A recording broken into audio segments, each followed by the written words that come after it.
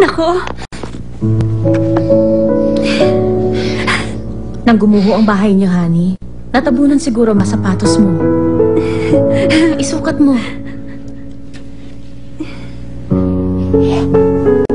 Wow! Ang cute. Bagay sa'yo. Paano ba ako makakabayad sa kabutihan niyo sa amin? Ano ba? Huwag mo nga problemahin yun. Masaya naman ako na ipag-shopping ka ng mga gamit. Parang malupag sa'yo.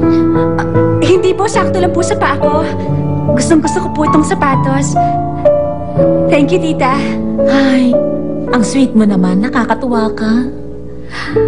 Hi, honey. Sana naging anak na lang kita. Oh, thank you, anak. Buti pa. Maligo ka na.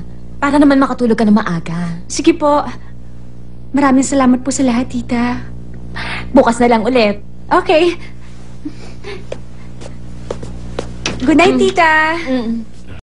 Matulog ka na rin, anak.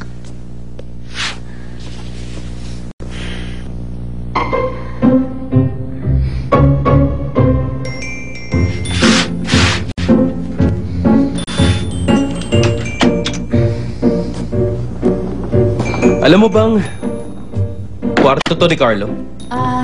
Ang sikip ngayon ng kwarto ko. Nandun kasi ang gamit ni Carlo. Salamat sa'yo, ha?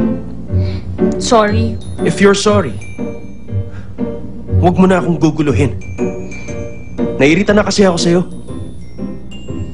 Huwag mong ipagkakalat sa school ang tungkol dito, okay? Bakit ko gagawin yon? Huwag ka mag-alala. Mapapahamak ako pag may nakaalam na nagsasama tayong dalawa. Nagsasama tayo? Mali, makikisiksik ka sa pamilya namin. At mauna akong maligo.